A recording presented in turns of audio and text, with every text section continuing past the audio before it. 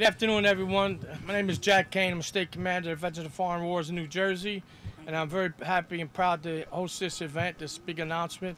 So welcome. I'm glad the people that showed up. I'm very happy to see you here.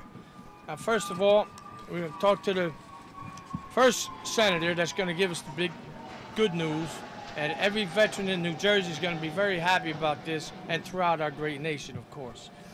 It is my honor to introduce the senator from the Garden State, Senator Robert Menendez. Senator Menendez has consistently been a friend to veterans. In recent history, he voted the right way on advanced appropriations and vowed to hire HEROES Act. He secured additional funding for the legislation, the Veterans Access, Choice, and Accountability Act of 2014. This legislation will ensure that veterans who are waiting too long for a medical appointment will be seen in a timely manner. It will provide VA the resources to hire more physicians and improve infrastructure so more veterans can receive timely care through VA, including a new outpatient clinic in Brick, New Jersey. It will give the Secretary the authority to fire top executives who aren't pulling their weight, and finally, it improves GI Bill benefits so returning veterans won't have to pay out of pocket or go out of state for tuition fees to go to college. With that, our senator, our friend, Senator Menendez.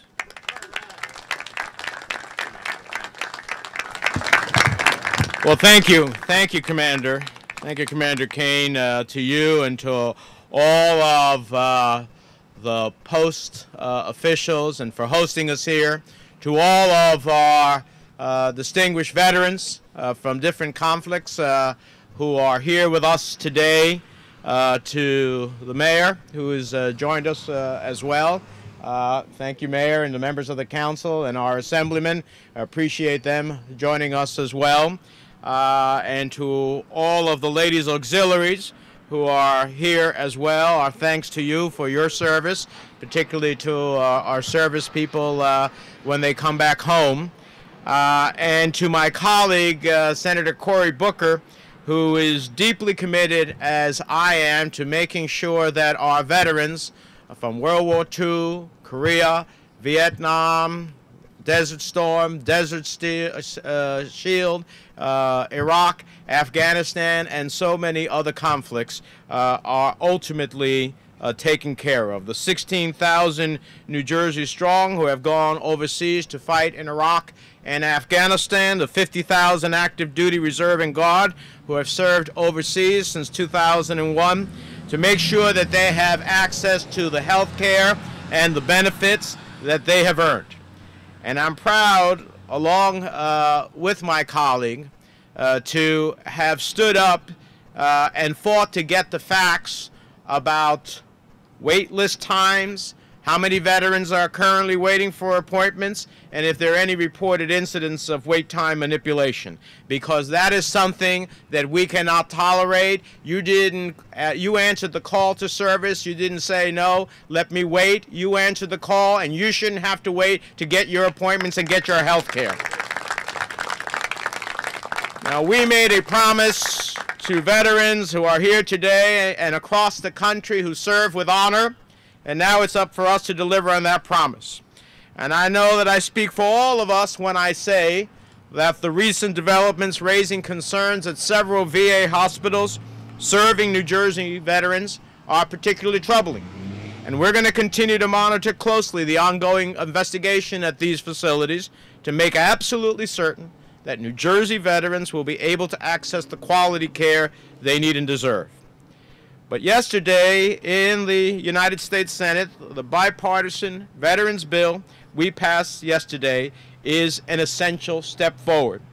The bill provides $5 billion to increase access to care through hiring new physicians and medical staff that will work to clear the backlog in the veteran system. It provides $10 additional billion to establish a Veterans Choice Fund that will pay for eligible veterans to get private medical care. It will allow for an expedited process to remove incompetent managers at the Veterans Administration, and it improves the GI Bill, a law that I fought for and strongly supported since its passage. I'm proud to say that the bill also includes an authorization for the build-out of medical facilities across the country, including a facility in Brick, New Jersey, which I have fought for some years to pass, and now veterans will benefit as they should with more choice and better access to the health care that they need. Now what happened is this: because of a technical budget rule change, planned construction and modernization at 27 VA medical facilities, including the one in Brick, New Jersey, was put on hold. And I worked with Senator Landrieu and Senator Booker when he arrived to the center to fix this rule and stop needless complications from getting in the way of improving care for our veterans. And I'm pleased to see that the bill that is going to be signed by the President makes that a reality. I'd also like to congratulate Senator Booker for his success in funding an extension of an important program that provides needed services to veterans with traumatic brain injuries. These injuries have been a challenge to many returning veterans in terms of treatment and readjustment to civilian life, which is why I co-sponsored the original law that created the program. Since its inception, the program's done some great work helping veterans with traumatic brain injuries. As the time came near for its expiration, there has been increasing concern about how we keep that program going. And I think Senator Booker deserves great credit for stepping up, taking a leadership role, and getting an extension over the finish line that will be signed as part of this law. So, Corey, congratulations on that effort as well. The fact is that veterans here today and veterans who walk through these doors of this VFW hall and thousands of VSW halls across the country should know that America keeps its promises to those who serve. And I'm reminded every day that part of that promise, part of our heroes being taken care of, is yes, making sure they have the health care that they need, and yes, making sure that when they have a disability as a result of their service to the country, that disability is adjudicated and taken care of. But it's also about when you come home after serving your country that you can get a job. And that's why I'm proud to be a co-sponsor of the Vow to Hire Heroes Act that passed the Senate. Every year, 160,000 active duty service members and 110,000 National Guardsmen and reservists come home. And when they transition to civilian life, they need to know that someone will be there to help them, that businesses will help them start new careers or help them continue where they left off. As a matter of fact, I met 3 of the veterans here who, as a result of a federal fund that we got for firefighters, are now serving as firefighters and got a job at the North Hudson Regional Fire Facility. And I appreciate their service before, as well as all of you as veterans, and I appreciate their service now as firefighters. We're thankful for them. We should be giving businesses a tax credit for hiring a returning veteran, and we should give them a more significant credit if they hire a wounded veteran. I've said before, and I'll say again, I'd like to see American businesses pledge to hire 100,000 veterans by the end of next year. And I don't think that's too much to ask. Do any of you think that's too much to ask? 100,000 veterans by the end of next year. So, a grateful nation not only goes to a Memorial Day observance, or a Veterans Day observance, as we should. But a grateful nation really shows its gratitude by how we take care of the men and women who serve their country in their health care, in their disabilities, and for those who commit the ultimate sacrifice for those who they leave behind. So today we have something to celebrate for our veterans. The VA has a new secretary who I think, based upon his experience, is going to help us fix the problems that have come to light. We have a new law that's a good start towards health care, being able to make sure that every veteran doesn't have to wait and gets the health care they need, but we're going to have more to do. And the fact is, the nation, I believe, understands, as does Senator Booker and I, that we thank you by our actions, not simply by our words. And I'm thrilled that today we can talk about some action. Thank you very much for having me.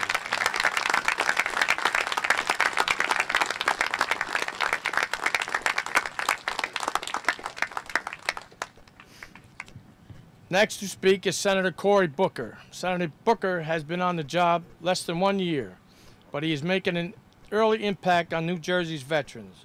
Not only did Senator Booker vote yes yesterday on the Veterans Access, Choice, and Accountability Bill, but he saw a need to extend the traumatic brain bill and ensure it was included in the Veterans Access Bill that just passed.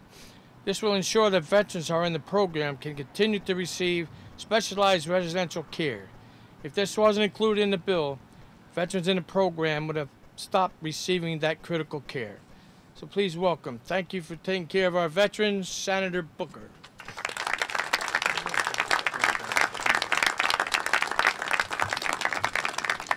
Thank you very much. It is first and foremost an honor to be here in Nutley. I want to thank the mayor for hosting us. Having been a mayor myself, I know he's got the hardest job in all of America is be a mayor of a town, so thank you very much. He does not know about the note recently that the most successful mayors are the ones without hair, but that's okay. I want to also just give thanks to the commander, to Jack. It is extraordinary that a man lives a life of service and commitment, giving to his country in a time of war and a time of need. But as you see with so many of our veterans, he has not yielded in his call to service. Your leadership is appreciated, and I want to thank you also for your kind and generous words. I want to thank somebody who I had a lot of respect and appreciation for last year, but when I joined him in the United States Senate in November, I began to see that New Jersey does, amongst the 100 senators that are down there, New Jersey has a man who is a true champion for veterans. This man has marked his career at every step about being there to serve a veterans population. You heard through his remarks when it comes to veterans health care, when it comes to homeless issues, when it comes to unemployment issues, when it comes to every aspect of a veteran's life. When I sit down and talk with Senator Menendez, I not only have a partner, but I have a mentor in standing up and being there for the most important population in the United States of America. So I want to thank one more time Senator Menendez for his service and leadership. And so let me not repeat what Senator Menendez said. Yesterday was about time that the Congress got together and did right by veterans. Not only did they address shameful aspects of what has been going on, and increasing resources, increasing accountability, increasing personnel, and making sure that we bring the VA to a level where we can at least respect and be grateful for what they do, not ashamed of what they don't do. Yesterday was a very good day. I'm grateful that we have a new secretary whose leadership is sorely needed, who has made an unwavering commitment to correcting the ills and advancing the cause of our veterans. I am happy to see bipartisan effort at a time where we have a schism in our country that does not reflect the best of what America is. I'm happy that left and right, Republican and Democrat, can bring it together. If we can come together to send our troops to war, we should come together to be there for them when they come home. We are a nation that should not just show bipartisan action when the lights are on and the spotlights are there and the cameras are there. We should show that bipartisan commitment constantly, unwaveringly, and in an tireless way when it comes to making sure our veterans are given the resources they need. And so yesterday was, as Senator Menendez said, a proud day. I want to express some gratitude, though, to people in New Jersey. When I first became an elected official, when you all first sent me down to the Senate, it was veterans who were there to help bring me up to speed about the unfinished business in our state. The fact that we needed more facilities and better treatment right here in the state of New Jersey. That's why I am very happy that we, Senator Menendez and I, succeeded in getting resources to improve facilities here in our state for our veterans, to give them the first-class resources they deserve. Veterans came to me and talked to me, especially in southern Jersey, about just the travel time and distance that veterans had to go through, sometimes 2 and 3 hours outside of the state of New Jersey, in Delaware or Pennsylvania, to get their resources, which was unacceptable for me as well. And I'm happy that in this legislation we're passing, we now give relief and alternatives for veterans who used to have to travel so far and wait so long, who now have options right here in the state of New Jersey. But when I sat down with veterans here and they began to tell me about the risk that was happening for veterans who had traumatic brain injuries, and that how folks like Senator Menendez, who was an architect and co-sponsor of the legislation that set up a cutting-edge facility and resource opportunity for people with TBI that actually gave a collective team approach, a residential approach that helped people with helping them to get the pragmatic skills they needed to actually improve their lives and get back to a sense of independence. I was very moved by those veterans who came to me with this issue. I was moved so much that last week I even went and visited one of the facilities, and I just want to point out and thank some people. First of all, I want to thank Sandy, who is here. Sandy, wave, please, so people know who you are. Sandy's brother is Gary, who is struggling with TBI. Sandy, you should have heard her eloquent testimony when she handed me a group of pictures that immediately moved me and spoke so profoundly and strongly to me about the kind of guy that Gary was. Gary's one of these independent guys, always has been. When 9/11 hit, he re-enlisted. He answered the call of his country. He went out to serve and to fight and to sacrifice and suffered a brain injury. And without this program, he would not have seen the kind of advancements and gains that took him from a wheelchair, now, as you saw, being able to walk on his own ability, to take him from having challenges doing basic tasks to now being able to live on his own, to being able to cook on his own, and to be able to extend to me the best invitation I've gotten since I've been a senator for a meal to come over that he cooked. And so that testimony, along with the family of Eric, who's sitting there right as well. Eric, wave your hand if you can. Eric had a remarkable spirit and a remarkable truth.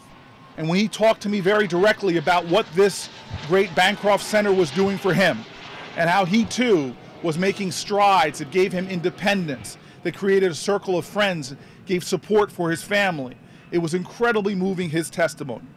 So he, along with Gary and the others that were there that day, including Don, at the Bancroft facility, spoke plainly about the truth of what our nation should be about. That we should bear any burden, go to any length when it comes to being there for our veterans. We pledge allegiance to our flag. We wave flags at parades. We sing the songs that we are the land of the free and the home of the brave. For us to even let a program like this that provides a home for the two gentlemen for me, for us not to be able to give a home to these brave of ours is unacceptable. And so I'm grateful that we were able to go down to Washington, D.C.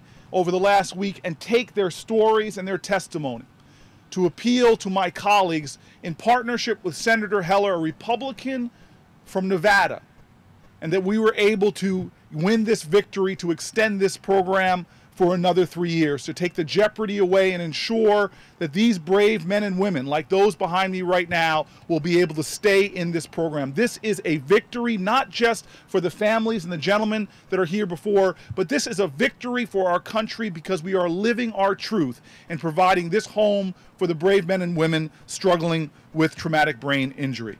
I want to thank you guys one more time for your testimony. I want to thank you for giving even more heft to the weight of my efforts down in Washington, D.C. And so I'd like to conclude just with this understanding. Our work is not done. I walked through and talked to some of the veterans here who were really happy that Senator Menendez came back with good news. But more than one of you pointed out to me that we got a lot more work to do. When you see the levels of unemployment for our veterans, we have work to do. When I can go down and see, even in places that I live in Newark, and go to Penn Station and see veterans who are homeless still living on the streets. That's why I'm so happy for Jack, one of my partners here, going out in the middle of the night, finding where our veterans are and helping them. When we still have veterans who are qualified for jobs but don't get those opportunities, we have work to do. There is a lot more that this nation must do to live up to its promise. I am so happy to be partnered with Senator Menendez, as I said, a champion for these issues. Because in our conversations, we were so happy, but as soon as this was passed, we knew we had to get right back to work to continue the fight. This country must live up to its truth. We must be who we say we are. And I know, working in partnership with everyone here, working in partnerships with our veterans and our veterans activist groups, that we in America can ensure that not only with our brave fighting men and women who today stand in harm's way, but when they return home with veterans from the current conflicts in Afghanistan and Iraq all the way back to World War II, that this nation can indeed achieve the moment where we are a great country that is the land of the free and provides a home for the brave. Thank you very much.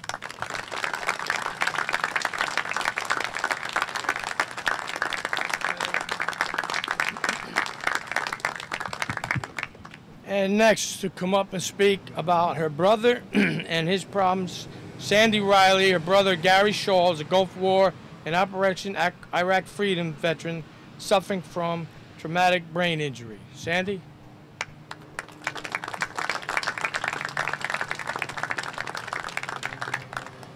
First off, I want to thank you, Senator Booker. I want to thank Senator Booker for asking me to be here to speak on behalf of the families of veterans with traumatic brain injuries. It is a great honor. My brother was in the Navy when he was a young man, Gary, my brother Gary. He signed up when he was a young man and served 4 years in the Navy. After 9/11, he signed up again to be in the National Guard. He served 2 tours in Iraq, in the Iraqi War. Afterwards, he came home and he had an injury. We were lucky enough that after his injury, there was a woman in Vegas who saw potential in my brother. She worked for the VA. Her name was Betty Rothstein. She saw something in him that a lot of people would not have, and she got him into the first pilot program that enabled him to start to regain back part of his life. He was very angry, very sad, upset, because he had lost his independence. And with losing his independence, you lose something of yourself.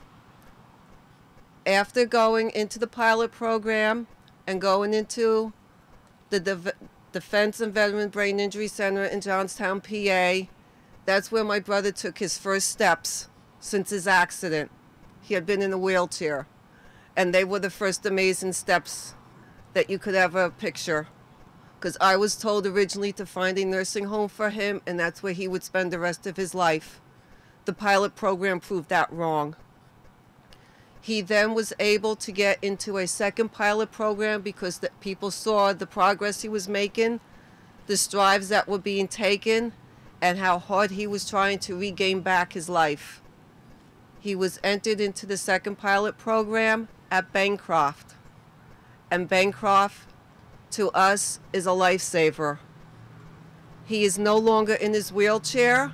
He is walking with a cane, and in his apartment, he walks without his cane. He is cooking again for us.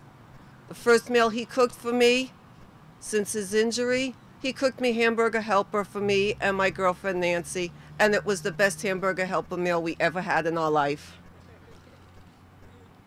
He learned to dress himself again, to do the basic daily needs of showering, brushing the teeth, putting a lunch together, which we think nothing of doing.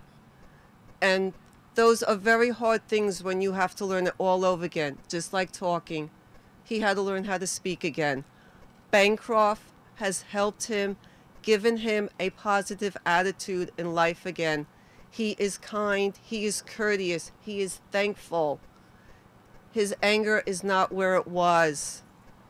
He goes out in the community now. He goes to the comedy clubs. He goes to some ball games. He has a day planned for NASCAR coming up. They take him out into the community. Bancroft has taken him and given him back part of what he has lost. And with that, it has enabled him to be able to come to my house for holidays, because my house was not accessible to him in the wheelchair.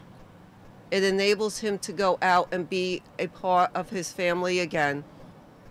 With all of that, if it wouldn't have been for these pilot programs that Congress has put into place, my brother would not be where he is today. I am very proud of my brother. He is most proud of his service to his country And he tells me all the time that he is very proud of that he served his country in the Navy and in the Guard. And I am proud of him for everything he has accomplished in his life, especially in the last 6 years, because it shows you that anything is possible no matter what's put in front of you, as long as you have people helping you and guiding you. And I am very grateful for the pilot programs that were put forth. And I'm sure you are too, Gar, with it.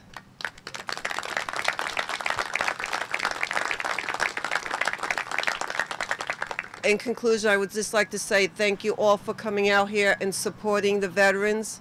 And please don't forget them. And if anybody asks you, is it worth it? The answer is yes. Anything that can be done to help somebody gain back their independence, their self-confidence, and their self-esteem is worth it. Even if all you do is you put your hand out and say, let me help you, and let them take it. Thank you.